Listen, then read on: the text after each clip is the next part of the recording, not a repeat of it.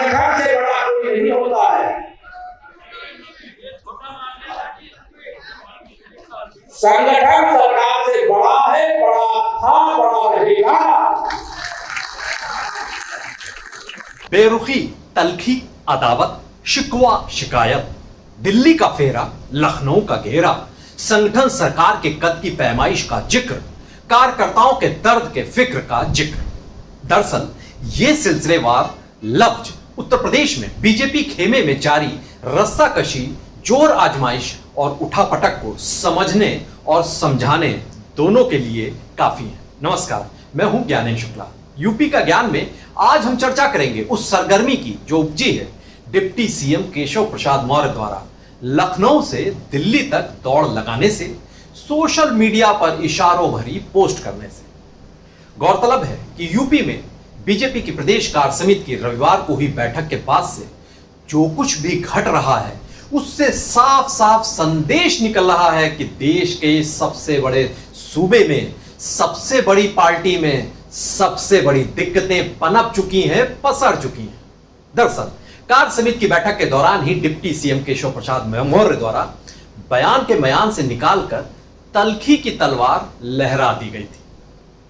इशारों इशारों में कई बातें कही गई। संगठन को सरकार से बड़ा बताने और कार्यकर्ताओं के दर्द का इजहार करने वाला बयान देकर उन्होंने तमाम संकेत और संदेश दे दिए। चूंकि सत्ता और सियासत की अंक गणित में कुछ भी बेवजह नहीं होता, हर बात, हर मुद्दे के पीछे छिपा होता है एक मकसद। लिहाजा केशव प्रसाद मौर्य के मौजूदा रुख और बयानों के निहितार्थ खोजे जा रहे हैं। रविवार को डिप्टी सीएम केशव प्रसाद मौर्य ने जो बयान दिया था, उसके बाद मंगलवार को खुद डिप्टी सीएम केशव प्रसाद मौर्य और भूपेंद्र चौधरी दिल्ली पहुंचे, जहां पर पार्टी के राष्ट्रीय अध्यक्ष जेपी नड्डा से दोनों ने अलग अलग मुलाकात की, तमाम चर्चाएं की, शिकवे शिकायत भी हुए होंगे। लगातार जारी इन घटनाक्रमों के चलते सूबे में सत्ता के गलियारों में हलचल मच गई। बीते एक महीने में उत्तर प्रदेश में सीएम योगी की अगुवाई में 2 कैबिनेट की बैठकें हुई, जिनमें डिप्टी सीएम केशव प्रसाद मौर्य नदारद रहे।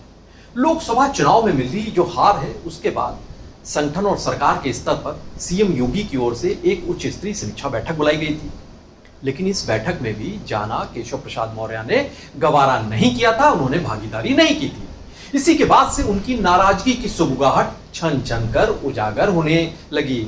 लोग तमाम चर्चाएं करने लगे, लेकिन खुद केशव मौर्य इस बीच खामोशी अख्तियार कर गए।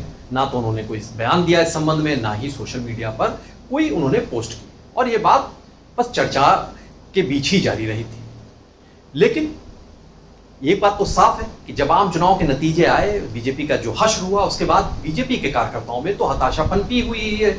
ऐसे में पार्टी जनों को आस थी कि रविवार को लखनऊ में जो बहुप्रचारित एक बीजेपी कार्य समिति की बैठक है, वो जब होगी तो उसमें उनके निराशा की वजहों को उस पर चर्चा होगी, उनके दर्द के कारणों को टटोला जाएगा, वो वजह खोजी जाएंगी जिसकी वजह से कार्यकर्ता घर बैठ गए।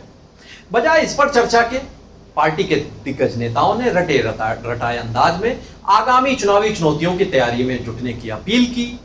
ऐसे में केशव प्रसाद मौर्य का भाषण ही एक ऐसा भाषण था, अलहदा था, जिसमें उन्होंने खुद को कार्यकर्ताओं की मायूसी से जोड़ा। मौर्य ने कहा कि जो आपका दर्द है वही मेरा भी दर्द है। हमारे लिए एक एक कार्यकर्ता हमारा गौरव है। कार्यकर्ताओं की तालियां बटोरने वाले इस बयान के जरिए मौर्य ने बीते कई दिनों की चुप्पी तोड़कर अपने भीतर की टीस को तो जाहिर कर दिया, लेकिन इसके साथ ही सियासी हलचल को भी न्योता दे दिया। मंगलवार को दिल्ली में हुई बैठक जब हुई, शिकवे शिकायत सुनने के बाद केंद्रीय नेतृत्व ने, कहा जा रहा है कि दो टूक समझाया, हिदायत भी दी थी कि यूपी के बीजेपी के नेताओं को अगर कोई शिकायत है तो पार्टी फोरम के बीच ही उसकी चर्चा करें, उसी के अंदर शिकायत करें।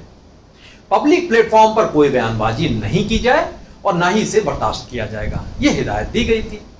लेकिन इसी हिदायत के बीच और इसी जो मुलाकातें दिल्ली में हुई, उसी के बीच बुधवार को केशव प्रसाद मौर्य का जो आधिकारिक एक्स हैंडल है, ऑफिस ऑफ केशव प्रसाद मौर्य, एक उनका निजी भी हैंडल है, लेकिन ऑफिस ऑफ केशव प्रसाद मौर्य से फिर से एक पोस्ट हुई एक्स पर, और वही पुराना बयान फिर से दोहराते हुए लिखा गया कि संगठन सरकार से बड़ा है, कार्यकर्ताओं का दर्द मेरा दर्द है, संगठन से बड़ा कोई नहीं, कार्यकर्ता ही गौरव है।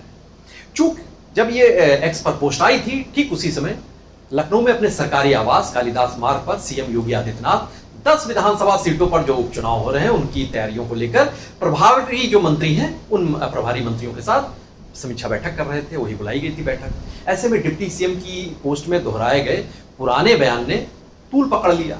समाजवादी पार्टी की मीडिया सेल ने हाथों हाथ इसे लपक लिया और एक्स पोस्ट पर तंजित किया, केशव प्रसाद मौर्य पर तीखा हमला किया और ये कहा, आरोप मढ़ा कि सीएम योगी की कुर्सी वो हिलाना चाहते हैं। ये आरोप लगा दिया। दरअसल जानकार मानते हैं कि केशव प्रसाद मौर्य के मन में सीएम योगी को लेकर जो तलखी है ये पुरानी है। साल 2017 के विधानसभा चुनाव को याद करिए। तब केशव प्रसाद मौर्य उत्तर प्रदेश में बीजेपी के प्रदेश अध्यक्ष हुआ करते थे। तब बीजेपी ने शानदार प्रदर्शन किया, प्रचंड जीत हासिल की और समाजवादी पार्टी को सत्ता से अपदस्थ कर दिया, बेदखल कर दिया था। तब केशव प्रसाद मौर्य का नाम जो था वो सीएम बनने की रेस में शामिल माना जा रहा था। हालांकि तमाम वहापोर मंथन हुए और कई अटकलें लगी। मनोज सिन्हा से लेकर ना जाने कई नाम सामने आए। उसके बाद केंद्रीय नेतृत्व ने सीएम योगी आदित्यनाथ के हाथों यूपी की कमान जो थी वो सौंप दी थी। केशव प्रसाद मौर्य को डिप्टी सीएम के पद से संतोष करना पड़ा था।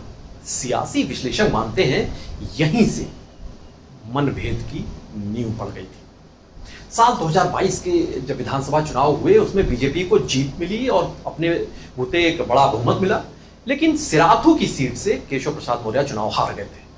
उनके समर्थकों ने इस हार को पार्टी की आपसी खेमेबाजी खींचतान से जोड़ा था, उसी को वजह माना था। हालांकि हारने के बावजूद मौर्य को फिर से उत्तर प्रदेश में डिप्टी सीएम बना दिया गया था, लेकिन उनके मन की जो फांस थी ऐसा लगता है वो बरकरार रही और यही मनमुटाव अब उभर कर झलकने लगा। वरिष्ठ पत्रकार योगेश मिश्रा हैं राजधानी लखनऊ में। वो कहते हैं कि 90 के दशक में कल्याण सिंह के दौर में उत्तर प्रदेश में बीजेपी में जो कुछ भी चल रहा था कमोबेश वही दोहराया जा रहा है। दिल्ली तक की दौड़ वैसे ही हो रही है, अटकलें लग रही हैं, अफवाह फैल रही हैं। इस वजह से भी तब भी सरकार के स्थायित्व को लेकर कई संशय हो रहे थे, कई सवाल उठ रहे थे। अब भी वैसी ही परिस्थिति बन रही है या बनाई जा रही है। अब ऐसे में इस विषम परिस्थिति में केंद्रीय नेतृत्व को तुरंत सक्रिय होकर अटकलों पर विराम लगाना चाहिए। चूंकि संगठन और सरकार दो एलिमेंट हैं, इनमें संवाद और समन्वय नहीं हुआ तो बीजेपी को बुरे नतीजे भी भुगतने पड़ सकते हैं, मुश्किलों का सामना करना पड़ सकता है, ये वरिष्ठ विश्लेषक मानते हैं। वहीं बीजेपी के एक वरिष्ठ पदाधिकारी की बात सुनिए। वो कहते हैं कि ऐसे वक्त में जब हमें एकजुटता चाहिए, हमें विपक्ष का एकजुट होकर मुकाबला करना चाहिए, तब जो भी घटनाक्रम हो रहा है, खींचतान हो रही है, ये दुर्भाग्यपूर्ण है। वक्त रहते उपाय नहीं किए गए तो उपचुनाव के साथ साथ ही पार्टी के मिशन 2027 की जो राह है वो कांटों भरी हो सकती है। दरअसल इन हालातों में मुकाबला बीजेपी आलाकमान अब कैसे करता है, सबकी निगाहें इसी ओर बनी हुई हैं और आप भी बने रहिए पीटीसी न्यूज उत्तर प्रदेश के साथ। नमस्कार।